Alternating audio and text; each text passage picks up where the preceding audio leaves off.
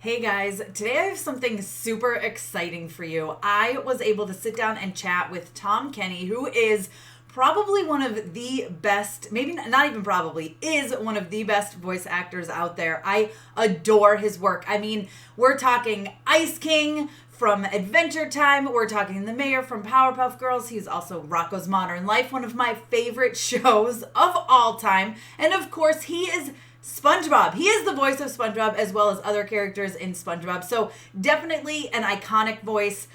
Someone that has voiced so many characters that I grew up loving and still love to this day. So this was such an honor to speak with him. And we talked about SpongeBob and the new movie Sponge on the Run, which is currently available to watch on Paramount Plus as well as to rent digitally. Hopefully soon it will be out to own. My kids love this movie. I enjoy this movie. I mean, it's SpongeBob. And who doesn't love SpongeBob? And that's something I talked to Tom about too, is why people love this character so much. So I hope you really enjoy this interview, guys. And before you check it out, I'd love it if you take 1 second and hit that subscribe button. All right, let's talk to Tom. Hey, Tessa from Mama's Geeky here. Thank you so much for stopping by my YouTube channel. All right. Well, hey, thanks for making the time today. I love it. Yeah, thanks, Tessa. Thanks for circling back around. I heard you got stiffed on the last one.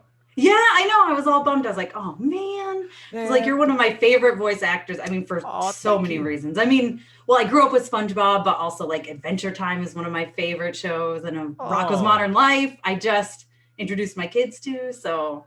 Oh, Rocko? Yes. Oh, great. That's how old are your kids? They are 9 and 8. Just turned 8. Perfect. That's a good age for subversive. Slyly subversive, I think. Yeah, it's so great. But so we were just at Universal Studios, and they have like a big SpongeBob section, and you can meet SpongeBob.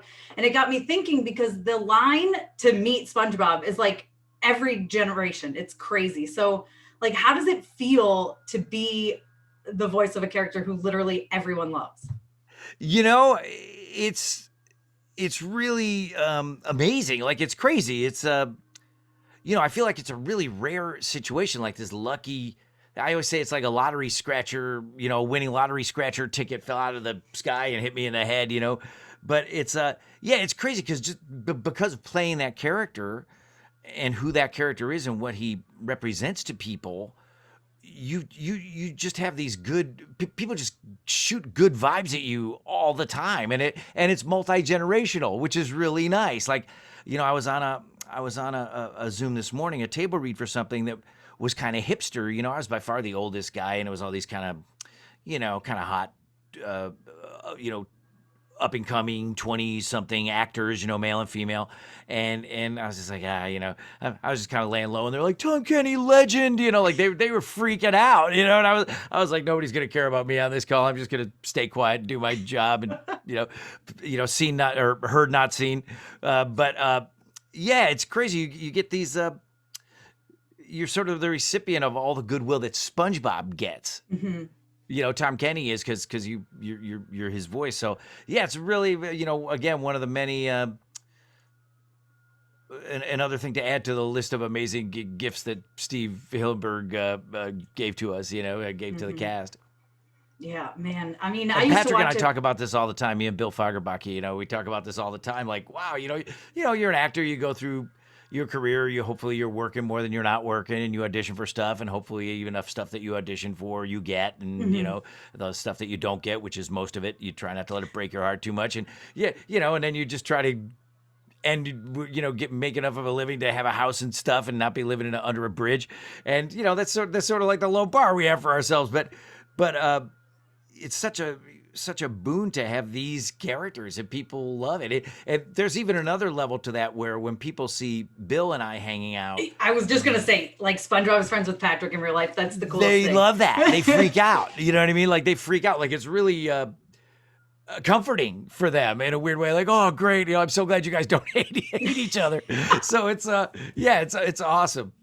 Yeah, I mean, it's a show I watched with my mom when I was younger, and now I watch it with my kids, and we watch the movies, and I mean, we have Paramount Plus. I can't tell you how many times we've already watched the Sponge on the Run. I every time I walk in the living room, the girls have it on. And I'm like, you're Oh, not cool. like they've memorized it and they love it so much. Oh, that's great. Yeah, I really enjoyed it, and I got to see it on a drive-in movie screen. They did a drive-in movie premiere in Pasadena, because nobody could get out of their cars or anything. So they improvised a drive-in in the parking lot of the Rose Bowl in Pasadena, and That's cool. yeah, it was just so fun to have that experience. It was such kind of a classic old school experience, and SpongeBob is such a classic old school character. And I was looking around at the other cars, and I could see kids bouncing around all excited when the movie started inside their cars. It's really nice. There's no downside to it. I mean, I've people go, is there any bad aspect to being SpongeBob? But I've racked my brain. I just can't think of one, not for lack of trying. Why do you think everyone loves SpongeBob so much? I mean, everyone just absolutely adores this character. They do, and that extends to the whole show and the rest of the characters too. Like people flip out when they meet the cast, and a lot of that is just if their youth is tied up in it, or happy memories they had with family members, some of whom are still here, some of whom may not still be here 20 years later.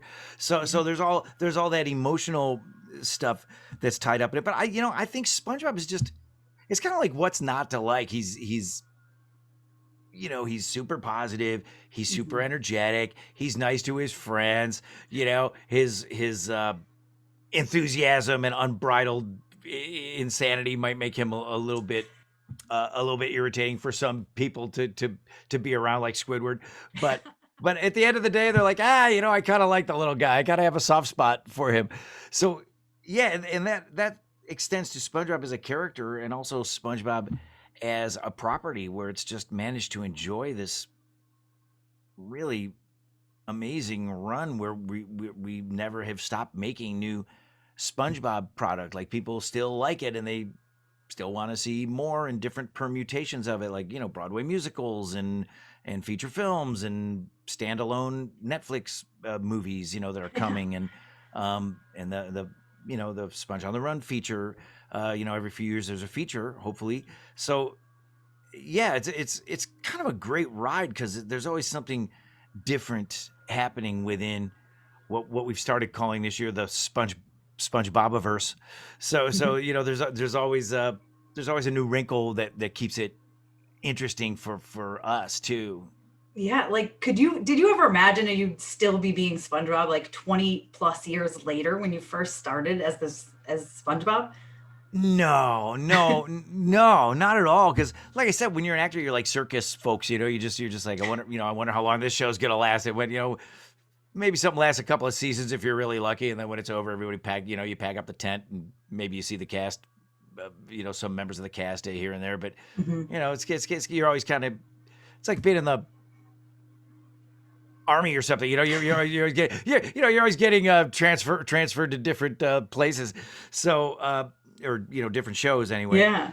So it I definitely didn't foresee it, but it's when I was a kid, I would fantasize about being Mel Blanc, the voice actor guy, the voice actor of all voice actors, and I always wanted to be him, and he was always my childhood idol, and so I so when I was he'd been doing it since the 30s and 40s, so even when I was a kid in the 60s and 70s, he seemed like an old guy to me, and he was still doing Bugs Bunny and Daffy Duck and all those characters.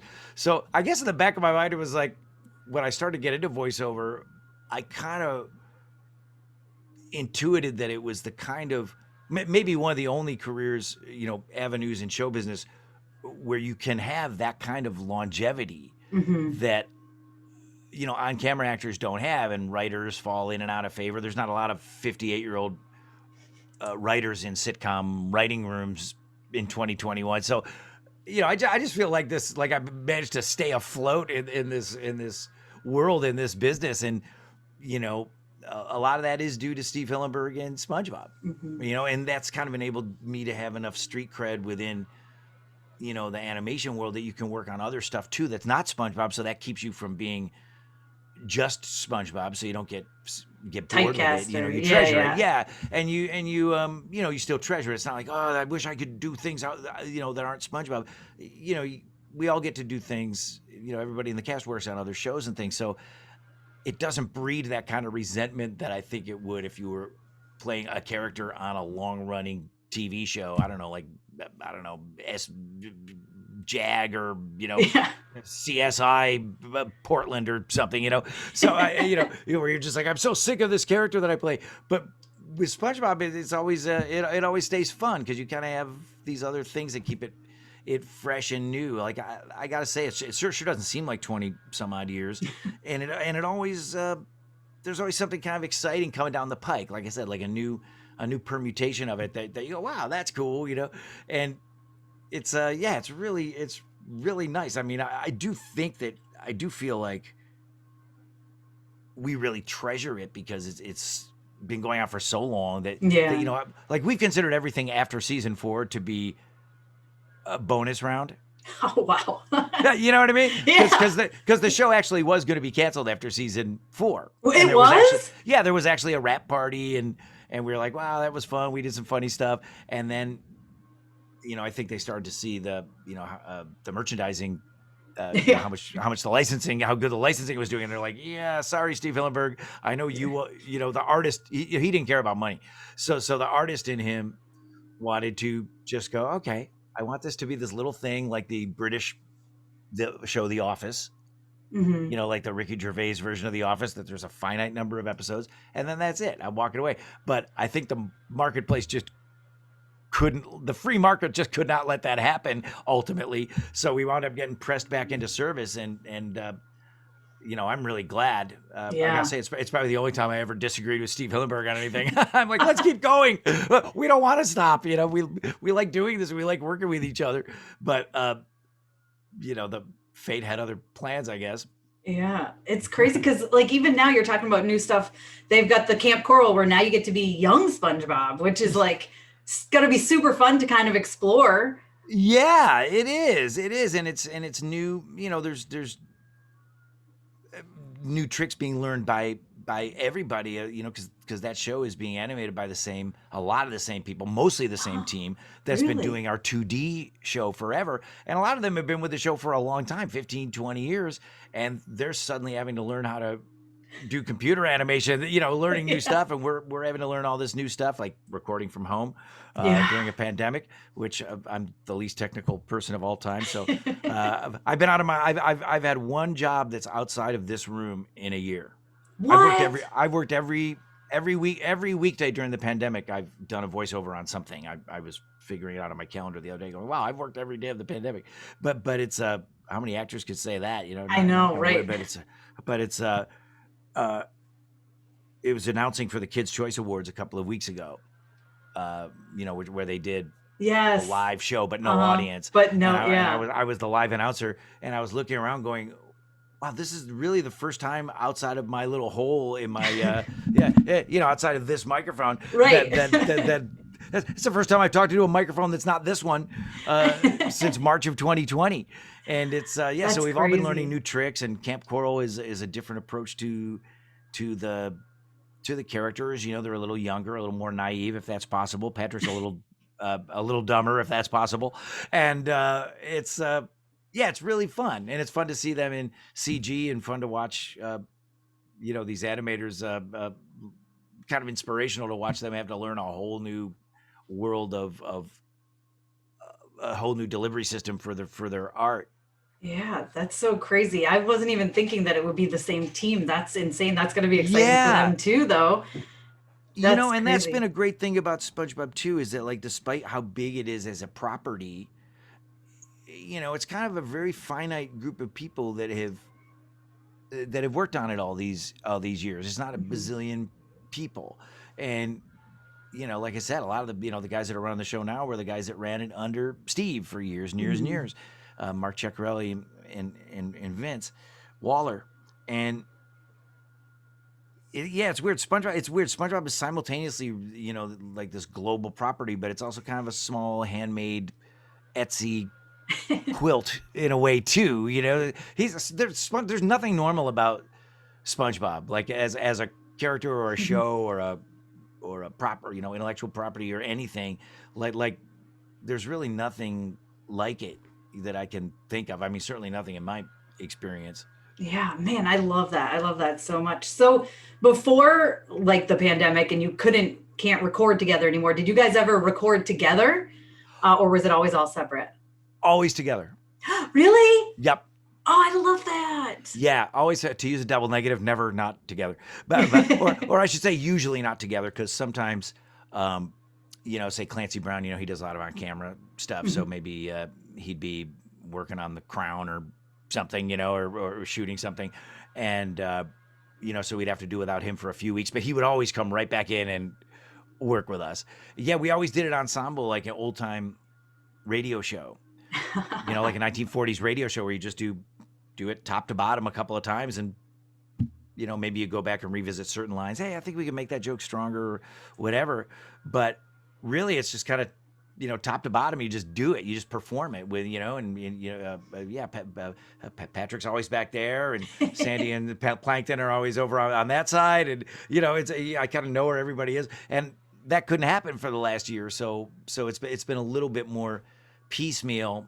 And kind of recording individually on Zoom. I get to see everybody because I voice direct the show, so I get to see everybody. But sometimes they don't get to see each other as much as they had heretofore. But it's I'm really looking forward to getting back into a studio where you can do those ensemble recordings. I think it really adds to things, and everybody knows their characters really well. Obviously, after decades, you'd be a total dope if you didn't, But it's kind of nice. Like these guys can all ad lib as their characters and go off the page as their characters, and they're also really good at sticking to the script when we need to, and just lifting the stuff off the page. So it's like I said, it's just this total pleasure. It's really nice. I'm really looking forward to getting back with them, and really looking forward to having sound engineers who know what the heck they're doing. Oh man, well, let me tell you, Sponge me. on the Run, but SpongeBob in general, just love SpongeBob. you. It's such a special place in my heart, along with a lot of your other characters, honestly, from Powerpuff Girls to Adventure Time. I mean, just everything. Love your I'm glad you're watching Rocko with your kids. Yes! That was such a that was it was my first series. It wasn't my first animated job, but it was my first ongoing character. We're like, wow, I'm a cartoon character in a show. That's my childhood dream. That's like this. Some guys dream about being, firemen or astronauts or, I never really fantasized about being an on-camera actor or anything. I just wanted to be like a cartoon voiceover guy. And once I started doing Rocko, and Joe Murray was the guy who gave me that break and gave Steve Hillenburg his first break as the art director on that show. That was Steve's first gig in animation too. So it was, and now Carlos Alazraqui, that was Rocko, does a couple of regular characters on Camp Coral. Oh, really? Yeah. So it's a couple of the there's a camper called Harvey who's kind of like a conspiracy theorist, and he does a couple of the other kids in the camp. A character called Nobby that's really funny, like this kind of feral kid that lives in the woods outside the camp. And Carlos is so it's really fun to have these relationships that are ongoing, and they're lovely people. The animation world, having been in the on-camera world before, is just a lot more functional, and everybody, Clancy and Bill Fagerbacke, who had a much more extensive on-camera career than I did, and still do. They still do. They say the same thing. They're like, oh man, like cartoons and voiceover and animation is it's so much more fun. It's so much more fun than on camera, I mean, that can be rewarding too, but cartoons and cartoon people and animators and voiceover people, storyboard people, like, I don't know, they're just crazy enough. Yeah. They're just crazy enough to be fun to be around, but not so crazy that you're like, oh, I got to get away from this person. They're functionally crazy, which I count myself as too, and probably looking at your background, probably you too. A little bit. We get the job done. We got the job done, but we're not normies. Right, exactly. Are you like one of those people when you record, you like use your hands and all that stuff? Oh my God. Yeah. I could tell. I feel Yeah, like I'm a flailer. Well, I come from we were the Irish family in a practically all Italian neighborhood when I was growing up. So yeah, I talk with my hands a lot, like an Italian guy, even though I'm Irish. But it's yeah, I flail all over the place. Like, and not just with SpongeBob. Like, I feel like to get that voiceover performance, I have to just really let loose. And some people aren't like that. Like Clancy Brown, Mr. Krabs, yeah. he can sit perfectly still and barely move. It's like super like uh, uh, uh, like martial arts or something, you know, where he's able to bring up this chi from like deep inside himself, and he can just kind of be sitting there really still, and I go, wow, I envy that. Like I gotta be all spastic and everything, and you know, it's I feel like I can't bring it if I'm not flailing. I don't know why. But you know, Patrick is a flailer too.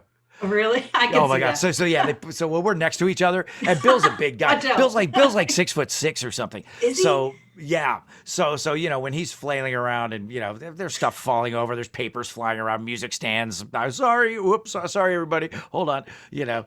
So Oh, so luckily man. I'm not alone. Oh man. Well, thank you for taking the time to talk with Well, me today. thanks I for really talking to me. super appreciate it. I was excited to talk to you even before I knew that you were in Oswego County. I know, So, it's so yeah, crazy. that's great. Yeah, I'm straight out of the 315, yo. That's Yeah, so nuts. I love it. I love it. Oh man. well, thanks thank for you. talking to me, appreciate it. Tessa. Yeah, I of really course. appreciate it. Yeah. Well, thank you.